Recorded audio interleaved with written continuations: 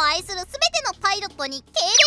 ナゲッツです。チャンネル登録よろしくお願いします。 Twitter もよろしくね。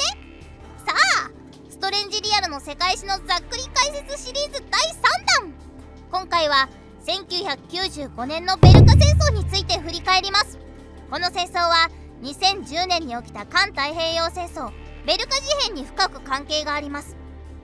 そんなベルカ戦争を描いたのは PS2 で発売されたエースコンバットゼロザ・ベルカンウォー。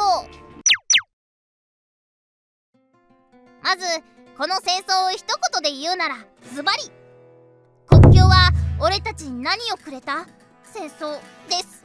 オーシア連邦、ベルカ公国、そしてベルカ公国の隣にあるこちらウスティオ共和国です。ウスティオ共和国はもともとはベルカ公国の一部でした。1980年代の冷戦によりオーシア連邦とユークトバニア連邦共和国の兵器開発競争が加速。高い工業力を誇るベルカ公国もその流れに乗り兵器開発を行うようになりました。しかしこの軍事開発計画は国家予算を圧迫しベルカ国内の経済が停滞してしまいます。結果ベルカ連邦を構成する東部諸国からベルカ中流軍は撤退を行います。このことにより東部諸国の独立機運が高まり、1988年2月8日には東部のゲベートが独立し、同年5月12日に南東部のウスティオが独立しました。時を同じくしてオーシア連邦がベルカと共同して五大湖資源開発公社を設立。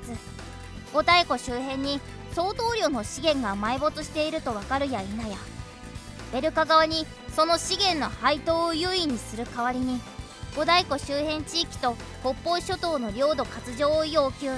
困窮していたベルカ公国はこの条件を受け入れ北方諸島をオーシア側に割譲しました。ベルカから独立したウスティオにも多量の地下資源が埋没していることが発覚。もともとの国土だったウスティオに対しベルカ連邦最高裁判所は東部諸国の独立は無効であるとする判決を下します。これを大義名分として1995年3月25日ベルカは周辺諸国に宣戦布告。不意をつかれた各国は次々にベルカに占領されてしまいました。つまり戦争をするベルカ公国とウスティオ共和国はもともとは同じ国なわけです。ある瞬間まで同じ国で暮らしていた人たちが一瞬にして別の国民になる。さらには敵国として戦う相手になってしまいました。はあ、さらなる大バカ野郎だな。オーシアやウスティオ、サピンが連合軍として団結。直接的に本戦争に関係がないユークトバニアも連合軍に参加します。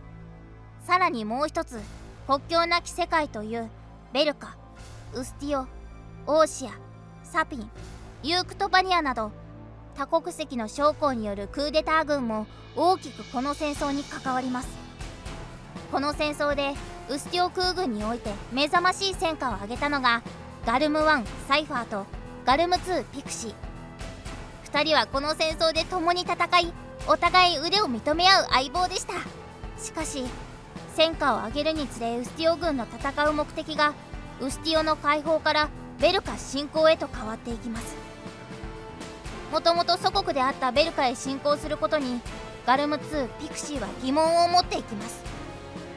そしてバルトライヒの決戦と呼ばれる最大の戦いではベルカ軍はなんと自国に7発の核兵器を炸裂させる暴挙に出ます。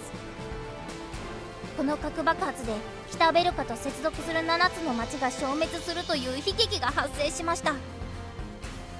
この自爆作戦によりベルカ軍は大ダメージ。そして戦局は停戦へと向かいました。と思いきや停戦後国境なき世界がクーデターを起こします。それにガルム2ピクシーはウスティオ軍を離れ国境なき世界へ参加してしまいました。国境なき世界はオーシア大陸各地への核ミサイル攻撃を企てていました。その計画を阻止するため出撃したサイファーは敵として立ちはだかるピクシーとの激闘の末これを撃墜。ベルカ戦争は終わりました。いかがでしたか？全3回にわたって僕なりにストレンジリアルの世界を振り返ってみました。やっぱり平和が一番。僕はこうしてってる時が一番幸せだな。もしよかったらチャンネル登録よろしくお願いします。バイバーイ。敬礼ピヨ。よう相棒、まだ生きてるか？またな。